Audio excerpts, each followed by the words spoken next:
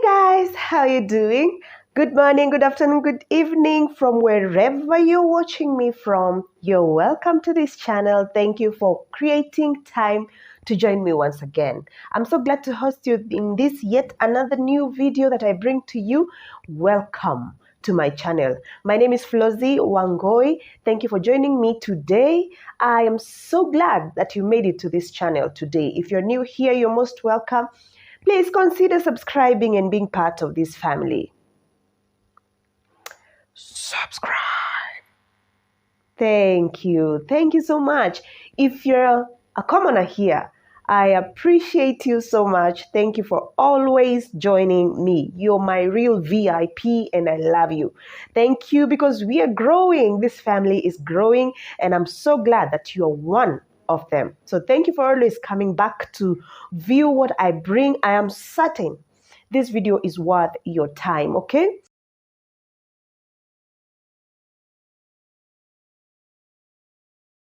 In the midst of the rains that are going on, there's so much heavy rains going on in Kenya and beyond. I hope you're well. I hope you're safe. I hope you're in the highlands. You're up in the uplands. You're away from where the floods are, away from where the dams are, away from where the waters are. If you're told to move, just move. It's just a matter of time. When the season is gone, you can go back to the lowlands. So we do not want to lose you. We want to have you for the longest time, okay? So if you're told to move, just move. I am well. Where I am, the waters are not as much. The rain is not as heavy, but that notwithstanding, it's still raining. We can have cars being trapped in the muds, in those inner unpassable roads. So just be sure to be safe. Just be sure to be okay and well. Sawa sawa. So please check on that. If you're told to move, just move. It's just a matter of time. Forgive my voice. I am under the weather. I have a cold. As you can hear, my voice is not as it usually is, but we will do this nonetheless. Cindy, I'm so certain you can hear me, okay?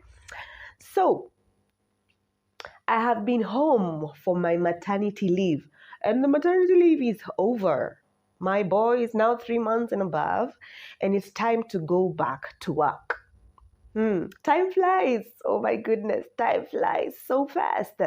And there's so many lessons that I've learned with the maternity leave. At times, this is my second baby. My first baby, I was not formally employed. So I had 6 months at home taking care of my baby girl.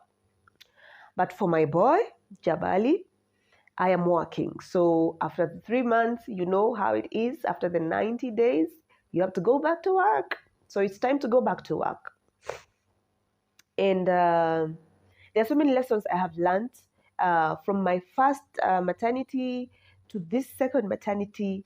There are some lessons I can share with you that you can even tell me if it was the case for you, and you can add more so that we can learn from each other.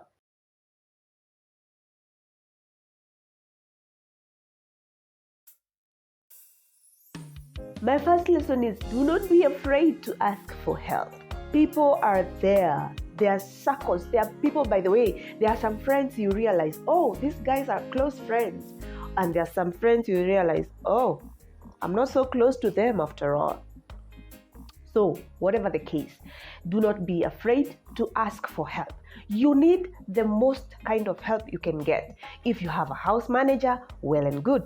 If you have family surrounding you that are coming to help you with whatever kind of chores they can help you, even bathing your baby, cleaning your clothes, doing laundry, cleaning your house. You know, for instance, for myself, I had to give birth through CS for my first baby and this second baby. So you are not able to move, you're not able to do any hard work, even if you deliver through normal labor.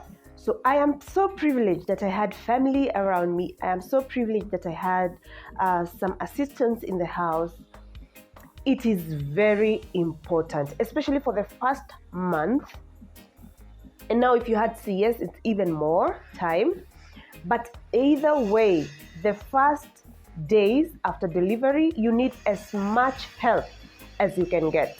And what I have learned is, it is not a sign of weakness. As a matter of fact, it is very whole. It is very healthy. So please ask for as much help as you can. Let people come in, let them help you with the cooking, let them help you with the cleaning, let them help you with the baby, cleaning up the baby, changing the diapers, cleaning up the house, bringing out the waste, planning and organizing your wardrobes, doing shopping, groceries for you. Whatever it takes, whatever it is that they can help with, let them. And guess what? People are always willing to help you. No man is an island. And people know at that time you need as much help as you can get. So take advantage of it. Ask for help. Ask for it. People are willing to give it to you because that time you need it as much as you need, because you have to adjust in so many ways. Yes, you're not going to work, but you have a newborn. They are constantly in need. So if you forget yourself, you can actually lose it. So you need as much help as possible. And there is this thing called postpartum depression. It can come to anybody at any time. So you need a support system that is so firm and so constant and so consistent for you to be sober to handle the ups and downs of this newborn. I thank God my babies were so calm and so quiet and so sleepy. I have to wake them up to breastfeed them. But there are those people that have kids that are really needy in the first weeks. They cry a lot. They are fussy. They are not resting. They are not sleeping. At night, during the day, you cannot tell the difference. And you have to be with that kid until they are comfortable. So you need as much help as you need for you to be sober enough so that even when the kid is crying and you're feeling that, hey, I am tired, you have somebody to take care of that baby as you take a nap. You need it as much as the baby does, okay? Number 2, the baby is a priority. Other things may not get done, and that is okay. I thought I am this superwoman who can do it all. I can control things at work. I can take care of my baby. I can take care of my channels like what I'm doing right now. I thought I would be able to handle it all and handle my newborn and handle my firstborn girl and handle my house managers and handle my businesses. It is not possible. This baby is a priority. There is a lot of adjusting that you need to do. And guess what? Some of these other things may not get done. And it is okay. Some of these things, you drop them even without knowing it. Like I had to go hands off completely at work. I had to go hands off completely with my businesses. I had to go hands off completely with taking care of my firstborn, because there are those days that you wake up with so much pain because of the wounds, the incision, the CS incision. At times there's pain, at times maybe you're through, especially the after the first week when I was done when my painkillers were finished. There are some days you would wake up and feel the pain. So there's nothing else you can do. Even waking up, sitting up is a problem. So you need to make this time a priority for you and your baby. So when these other things don't happen, you can delegate. Even if you cannot delegate, let them hold for a month or 2. You need the energy. You need that time to adjust and be able to create more time for yourself, create more time for your child. Be able to bond, the two of you, until you strike a balance where you're okay and the baby is okay. Now you can bring in other things along the way.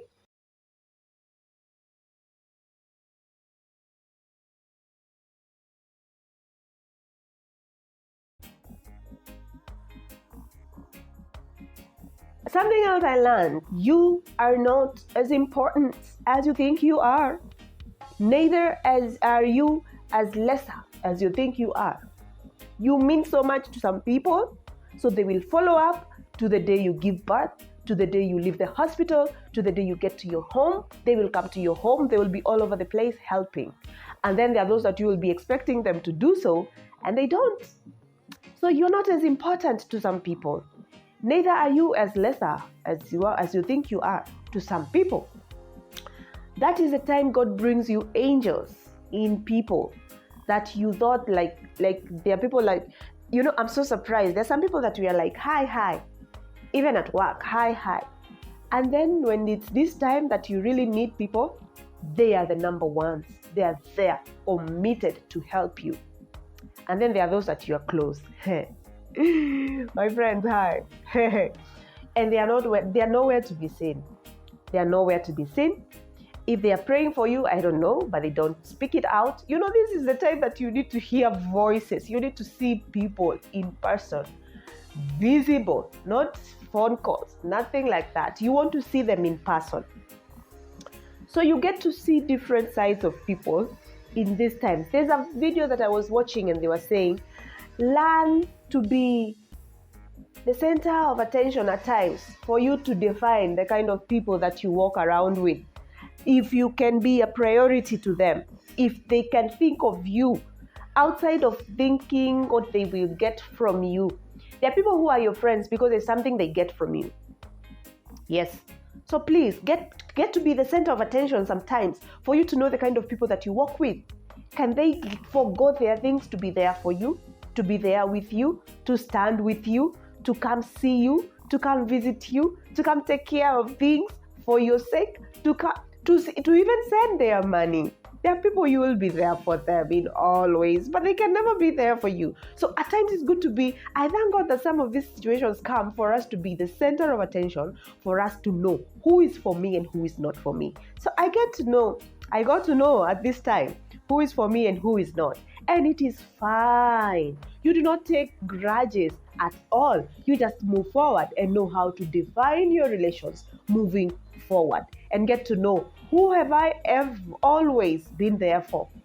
And they were not there for me. And guess what? It is okay. The next time they need you, you just need to define your relations, know how far you will go with being there for them, and how to define about your boundaries and who was there for you and who was not there for you, and moving forward, how to deal with them. Okay?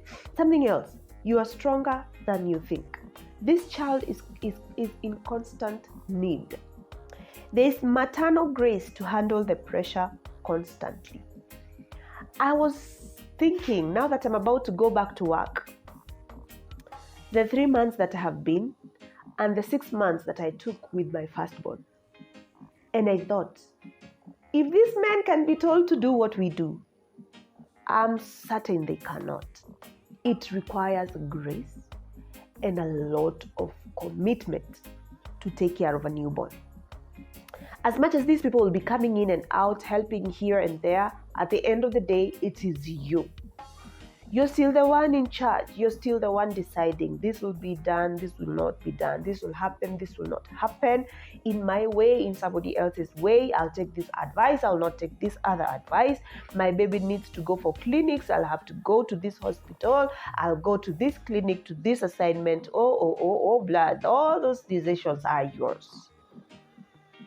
Okay? You are strong. I thank God for the word woman.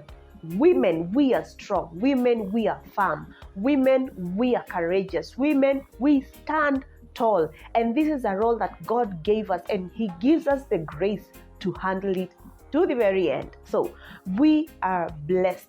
We are blessed with that maternal grace to handle this newborn and start their life in this world with them, step by step, day by day, and we are victors. We are conquerors, and we do it effortlessly.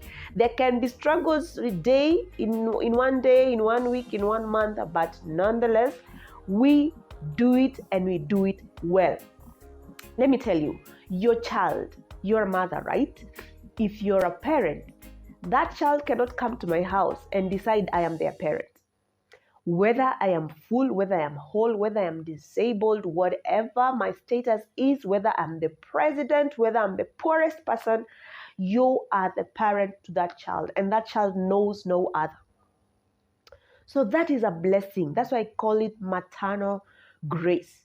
From the day you conceived this child, you gave birth to this child, you brought them up, You are the hero in their lives. You're the hero in their lives, and they would not ask for any other. However struggling it was, the situation, the season for you, they will not ask for any other. If you go with that child to the White House, that child will not be left there. They will refuse. They want to be with their mother. So they will go to the worst of the worst of the slums, the worst of the situations you can think about in your home, to be with you. So there's grace. And what you do, congratulations, Mama. You have done wonderful. You have done great. You have done excellent in bringing up that child. That's a lesson that I am so proud to be a mother of two. I am so proud to be where I am with my two children. It takes the grace, it takes the hand of God. And that maternal grace, it's so immense, in abundance in you. Something else, life does not have to end when you become a parent. Now, for me, this is my second child. So I have my bubbly 3-year-old who is all over the place, who is so happy about their newborn, who is also needy. They're also a child. You need some fresh air. So if you'll take the strolls as early as possible, as you give your child that morning sunlight for their vitamin D, you know that morning sunlight is very important, and you're encouraged. At the hospital, we're being encouraged to take that child out as early as 1 week old. Take them outside. You need it as well. So that's why you're encouraged to do it yourself. If there's a place, there's a corner that you can take, that you get the sunlight very well, do it for yourself as well, for your child as well. So go, it is you and the baby. Get out of the house sometimes. Early in the morning, in that morning sunlight, or evening, in that evening sunlight, take a stroll around your estate. I don't know where you live, but there's some place you can go. Not as far, of course, you can't walk as much, but you need that little exercise, especially for me who had CS. You need that exercise. It is important. Just get out of the house. That warmth of outside is very refreshing. That sunlight is so heartwarming. When you get back to the house and take a shower, you will sleep like a baby together with your baby. And it's important for you. That rest is very, very important. So when you go outside and feel that breath, you feel that breeze, it makes you refreshed. Because staying in the house, especially for people like me who are very outgoing, my job demands that I go out a lot. So staying in the house, I feel like I'm in a cage. So when I get that moment to just walk outside and have that free time and enjoy the cool breeze, it is very refreshing. So it's very necessary. Everyone's like, I made it a habit. 3 days within the week, Monday, Wednesday, Friday. I made it a commitment. I had to get out with my child, whether in the morning or evening or both. I love nature. I really love nature. I enjoy it.